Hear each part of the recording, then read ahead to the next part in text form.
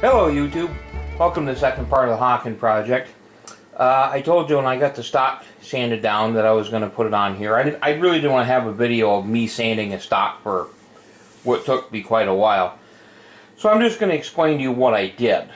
And this is just, it's fairly easy to do this. The biggest thing when you're sanding a stock down is you're not trying to sand down the stock to change any of the contours, any of the lines like that. You're just trying to get the old finish off. As soon as you see the finish come off, stop. Stop, because that's as much as you want to do. In this case, I started with 60 grit sandpaper, went to 80 grit sandpaper, and then 220 grit sandpaper. And then I cleaned it all up with triple aught steel wool. So it's relatively smooth now. But I didn't want it really, really smooth to the point where when I stain it, that it gets so smooth that if you're handling it like in the wintertime or cold weather with gloves or your hands are wet, that it's going to slip out of your hands. I still want a little bit of texture so you can grab hold of it, which is what this has got. You can feel that and hear that. The next step is going to be, of course, to stain it. And I'm either going to use Minwax Jacobian stain, which is the same type of stain and the same finish that's on my CVA mountain rifle.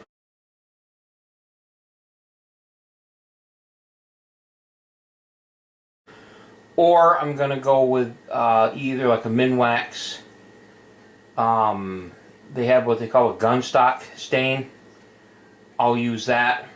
Or possibly, from what I've seen, a few of these guns originally, the Dimmicks and the Leymans and even the Hawkens seem to have kind of a reddish brown stain.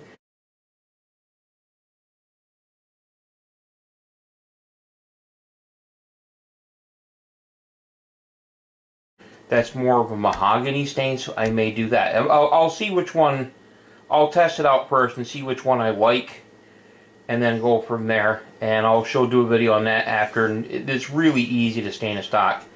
A lot of people, when you see them, they make it sound like it's rocket science. It really isn't. It's not hard to stain it. It's mostly the prep work. It's the prep work, getting it all done correctly, and then when you stain it, taking your time with it and making sure it comes out right.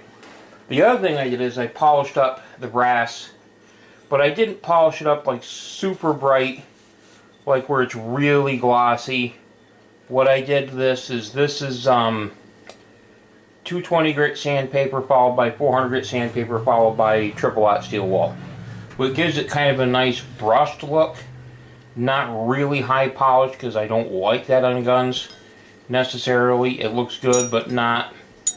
You know, it's kind of a brush look. As it goes by, it'll age, and it'll start to dull a little bit, which is really what you want more anyway. So you want it more dulled. You don't want these things to be super bright and shiny all the time, because out in the woods they stand right out.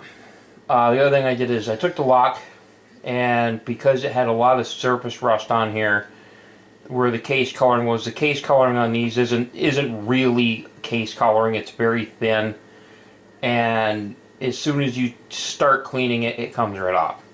So what I decided to do was take the lock right down to bare metal. I'm going to go over it again and kind of clean this up a bit more before I cold blue it. I'm using Brunel's Oxbow Blue, which I really like, and I've used on the barrel for the CVA mountain rifle, and I've used it on other projects. I really like that stuff. It's much better than, say, Birchwood Casey. It has a nicer, darker, almost like like you see on older, like Winchester type, really nice blue. It really depends on how many coats you put on and how well you do it.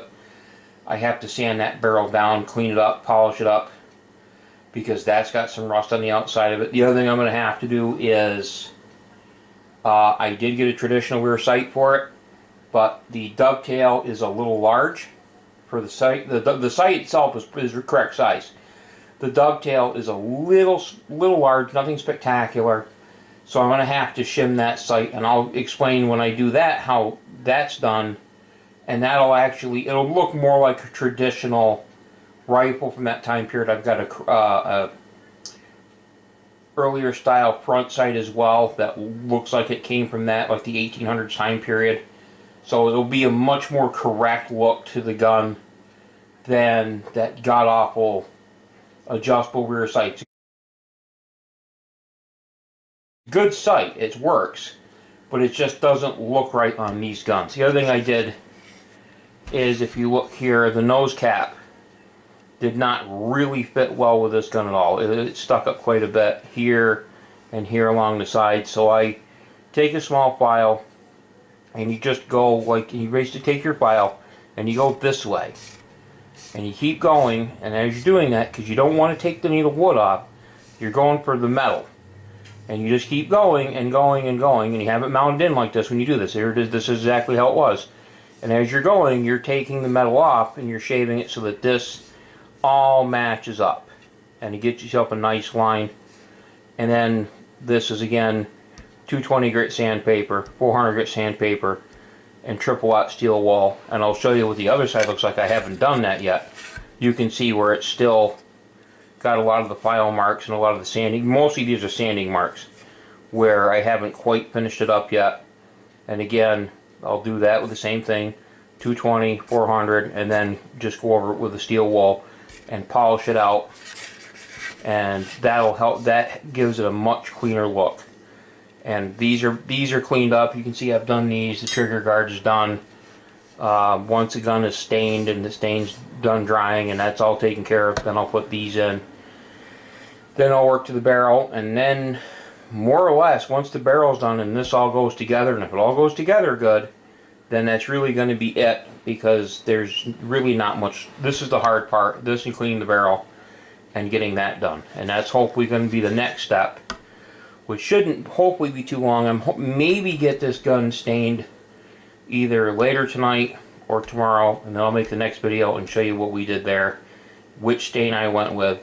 You know, do a little test spot somewhere where you can't see it, so I already know what the Jacobian stain looks like, because it's the same wood, same type of wood as that's on the mountain rifle. So I have an idea if I was going to use Jacobian what that would come out like. But I want to see what the gun stock looks like, and again I have a mahogany finish as well, and we'll just see how it see how it comes out, see how it works.